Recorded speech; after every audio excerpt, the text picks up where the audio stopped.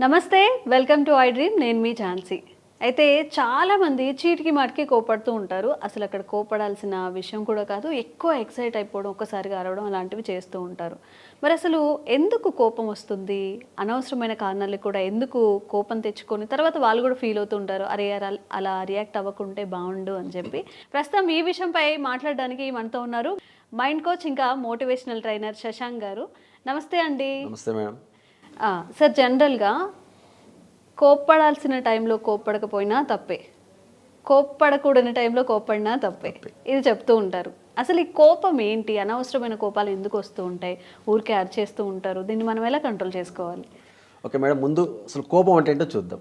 కోపం అంటే ఒక మానసిక భావోద్వేగం, అది అంతే. అది పర్టికులర్గా ఒక వస్తువు లాగానో లేకపోతే ఇంకేదేలాగానో ఉండదు. అది ఓకే, మన మనసులో కలిగే భావాన్ని కోపం అంటున్నారు. సో ఈ మధ్య ఒక బుక్లో చదివానండి, కోపం అనేది మన ఇంట్లో చీపురు లాంటిది అని. చీపురు లాంటిది అంటే చీపురు రోజు ఏం చేస్తాం, రోజు ఊడుస్తాం, మధ్యలో కూడా ఊడ్చేస్తాం, లాస్ట్కి తీసుకెళ్ళి ఒక మూలగా పెట్టేస్తాం దాన్ని. ఒక రోజుకి ఒక్కసారో 2 సార్లు యూజ్ చేస్తాం మనం.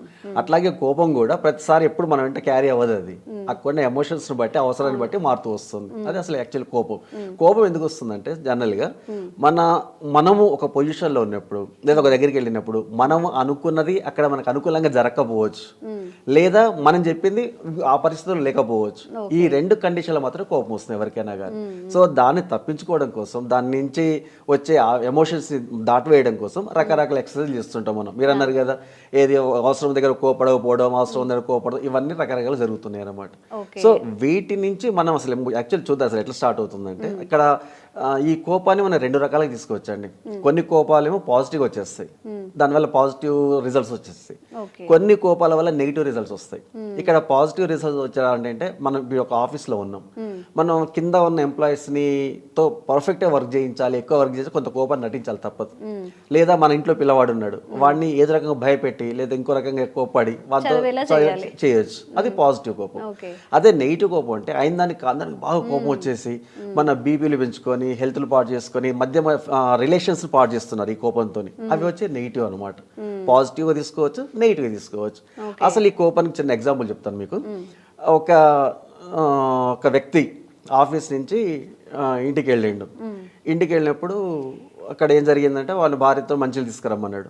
ఆమె తీసుకొచ్చేటప్పుడు ఏమైంది, ఆ వాటర్ బాటిల్ కింద పడిపోయింది, మొత్తం బట్టల మీద పడ్డాయి. ఆయనకి చాలా సీరియస్గా ఎగురుతాడు, తిడుతుంటాడు, అవన్నీ బుద్ధి ఉందా అదా ఇదా చూసుకోవాల్సిన పని లేదని ఎగురుతాడు. అక్కడ కోపం వచ్చేస్తుంది.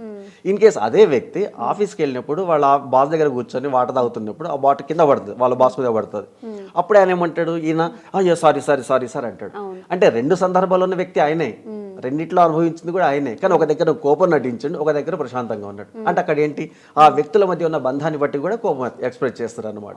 మన పిల్లల్ని తిట్టినట్టు, భార్యని తిట్టినట్టు, ఆఫీస్లో వాళ్ళని మన పై బాసులు మనకు తిట్టలేదు, ఊరుకోరు కదా. అది మ్యాటర్. అంటే యాక్చువల్గా కోపం రావడానికి ఒక చిన్న ఇష్యూ ఉందండి. ఏంటంటే, ఫస్ట్ డైరెక్ట్ కోపం ఎవరికి రాదు. అక్కడ కోపం రావడానికి 4 దశలు ఉన్నాయి.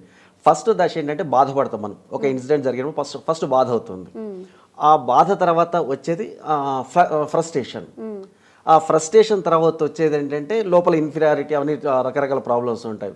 ఆ తర్వాత ఫైనల్గా వచ్చేది కోపం అనమాట. సో ఈ 4 దశల్లో ఏదో ఒక దశని, ఆ థాట్ ప్రాసెస్ని మనం మార్చగలిగినట్లయితే ఆ కోపం అక్కడే ఉండదు, అసలు ఉండదు. అంటే చిన్న ఎగ్జాంపుల్ చెప్తాను ఇక్కడ మీకు. అసలు కోపాన్ని మనం ఎట్లా కంట్రోల్ చేసుకోవాలి, ఎక్కడ కోపం పడాలనేది. ఒక అతను, అంటే జస్ట్ నేను ఒకసారి విజయవాడకు బస్సులో వెళ్తున్నాను, నా పక్కన ఒక అతను కూర్చున్నాడు, ఆయన పక్కన ఇంకో అతను కూర్చున్నాడు బస్సులో. ఈ నా పక్కన కూర్చున్న ఆయన కాళ్ళతో నాకు గట్టిగా నెడుతూ ఉన్నాడు. చాలా కోపం వచ్చేస్తుంది నాకు, ఎన్నిసార్లు చెప్పినా వినట్లేదు ఆయన. ఆ తర్వాత నేను వెళ్ళి కండక్టర్కి చెప్పాను, నా వల్ల నా ప్లేస్లో నన్ను మార్చండి, నేను భరించలేకపోతున్నాను. ఆ కండక్టర్ వచ్చేసి అక్కడ మాట్లాడిన తర్వాత నాకు ఆ విషయం చెప్పండి. కండక్టర్ ఏంటంటే, నీ పక్కన కూర్చున్న వ్యక్తి పక్కన ఉన్న ఆయనకి లోపల యూరినరీ బ్లాడర్ తీసేసిండ్రు, ఆయన తీసేసి కాళ్ళ బయట పెట్టిండ్రు, దాన్ని కొంచెం కాపాడుకోవడం కోసం ఆయన పక్క ఆయన నేడుతున్నాడు, ఆయన మిమ్మల్ని నేడుతున్నాడు అన్నాడు. సో అప్పుడు నాకు అసలు ఆలోచన, కోపం ఉన్న ప్లేస్లో వేరే వచ్చేసింది, నాకు బాగా జాలి కలిగింది. సో అనవసరం కన్సర్న్ వచ్చేస్తుంది. సో అలా అనమాట, పరిస్థితులను బట్టి కూడా మన కోపాన్ని అవాయిడ్ చేసుకోవచ్చు, లేదా పోస్ట్ పోన్ చేసుకోవడం జరుగుతుంది అలాంటి పరిస్థితులు. అంటే అన్ని సిచ్యువేషన్స్ అలానే ఉండకపోవచ్చు, మనం కొన్నిసార్లు జెన్యూన్గా కూడా మన వైపు కూడా జస్టిస్ ఉండొచ్చు. అంటే అక్కడ వేరే సిచ్యువేషన్, వేరే వాళ్ళు కూర్చొని ఉండొచ్చు, నిజంగానే మనకి ఇన్కంఫర్ట్ అయి ఉండొచ్చు. అయితే మీరు ఇందాక చెప్పారు ఎగ్జాంపుల్స్, మనం ఆఫీసెస్ దగ్గర ఒకలా ఉంటాము, ఇంట్లో ఒకలా ఉంటాము. జనరల్గా పిల్లల మీద ఎక్కువ కోపడుతూ ఉంటారు, చదువుకోలేదని కానీ అల్లరి చేస్తున్నారని కానీ. ఫర్దర్గా పెద్ద అయ్యాక వాళ్ళలో ఇవి ఒక ట్రామా లాగా క్రియేట్ అయ్యే అవకాశాలు కూడా ఉన్నాయి. మరి దీని మీద ఏం చెప్తారు? అంటే అసలు కోపం పెట్టడానికి పిల్లలు పెద్దలు అట్లాంటిది ఏముండదండి, ఎవరికైనా వస్తుంది. మళ్ళీ చిన్న ఎగ్జామ్ కథలాగా చెప్తా చూడండి, మీకు తెలిసిపోతుంది. మీరు ఈసారి ఆఫీస్ నుంచి మీరు ఆఫీస్లో వర్క్ చేసిండ్రు, మీ బాస్ మిమ్మల్ని తిట్టిండు, దాని లోపల మీ మనసులో అట్లే ఉండిపోతుంది. అట్లే చక్కగా ఇంటికి వెళ్ళిపోతారు. ఇంటికి వెళ్ళిపోయిన తర్వాత మీరు ఓపెన్ చేయగానే మీ ఇంట్లో వాళ్ళు ఎవరో ఒకరు పెద్దవాళ్ళు వస్తారు, వచ్చేసి నీకు టీ కావాలా కాఫీ కావాలని అడుగుతారు. అప్పుడు ఆ విషయం మీద ఏమంటారు మీరు సీరియస్గా? ఏంటిది, నీకు ఎన్నిసార్లు చెప్పలే, బుద్ధి ఉందా నీకేమన్నా, కాఫీ టీ ఇప్పుడు అడుగుతున్నాం అది ఎగురుతారు. అది ఆ ఇంట్లో వాళ్ళ మీద పడుతుంది. వాళ్ళు ఆటోమేటిక్గా అదే టైంలో ఒక చిన్న పిల్లవాడు వచ్చిండు అక్కడి నుంచి, ఆడుకుంటూ అలా చేసుకుంటూ వచ్చాడు, ఆ కోపం వాడి మీద పడుతుంది. అది వాడి మీద పడుతుంది. వాడు అది ఏం చేయాలో మనకు అర్థం కాదు. జస్ట్ ఇంట్లో ఒక చిన్న కుక్క ఉందనుకోండి, ఆ కుక్కని తంతాడు వాడు ఆవేశం మీద, ఈ కోపాన్ని అక్కడ ట్రాన్స్ఫర్ చేస్తాడు. కొద్దిసేపు అయిన తర్వాత ఏమవుతుందంటే ఆ కుక్క పిల్ల మళ్ళీ వచ్చి వాళ్ళ నాన్నగారు వస్తుంది, ఆ కోపం దాన్ని ఏం చేయాలి అర్థం కాలేదు. అంటే ఇవన్నీ కూడా ఒక లింక్ అనమాట. ఒక దగ్గర కోపపడినట్లయితే ఆ కోపం ఆ ఫ్యామిలీ మొత్తాన్ని వస్తుంది అనమాట. అంటే జనరల్గా అంటే మనకు వర్షం పడాలంటే మేఘాలు ఇక్కడే పడి ఇక్కడే తయారు, ఇక్కడ వర్షం పడదండి. ఎక్కడో పడ్డ మేఘాలు ఇక్కడ వర్షిస్తాయి. అంటే అదే కాన్సెప్ట్ ఇక్కడ కూడా వస్తుంది. కోపం అనేది మన దగ్గర ఇక్కడ ఈ క్షణంలో వచ్చింది కాదు, అది దీని ఇంపాక్ట్ వెనక ఎక్కడో కథ జరిగి ఉంటుంది, అది మనకి ఇక్కడ కోపం వస్తుంది. మరి ఇక్కడ ఎవరిది తప్పంటారు, ఎవరు కంట్రోల్ చేసుకుంటే? అంటే అక్కడ పరిస్థితులు కూడా ఆలోచించాలండి. అక్కడ ఉన్న పరిస్థితి ఎవరిది తప్పనడానికి లేదు. ఆ జస్ట్ వచ్చిన కోపాన్ని ఒక 2 నిమిషాలు లేదా 1 నిమిషం కొంచెం దాన్ని ఆలోచించినట్లయితే, లేదనుకుంటే నా పరిస్థితుల్లో మీ పొజిషన్ నేను వచ్చేసి ఆలోచించినట్లయితే అక్కడ కోపం రాదు. ఆలోచించాలి, తప్పదు. ఎందుకంటే కోపం లేకపోతే ఇట్లాంటి విషయాలు వచ్చినట్లయితే మీ మధ్య ఉన్న సంబంధాలు తెగిపోతాయి. ఆ తర్వాత మనం బాధపడ్డా అతకవు మళ్ళీ ఇంకా. సో ఈ చిన్న ఎమోషన్ అది ఓన్లీ సైకాలజికల్ ఎమోషన్, అది వేరే ఇంకేం కాదు. కాబట్టి ఈ ఎమోషన్ ని మనం కంట్రోల్ చేసుకున్నట్లయితే ఆటోమేటిక్ గా తగ్గిపోతుంది. ఏదో అంటారు కత్తిపోటునైనా వెనక్కి తీసుకోవచ్చు కానీ అన్న మాట వెనక్కి రాదంటారు. అంటే అక్కడ మాట వేరు, ఇక్కడ కోపం వేరు.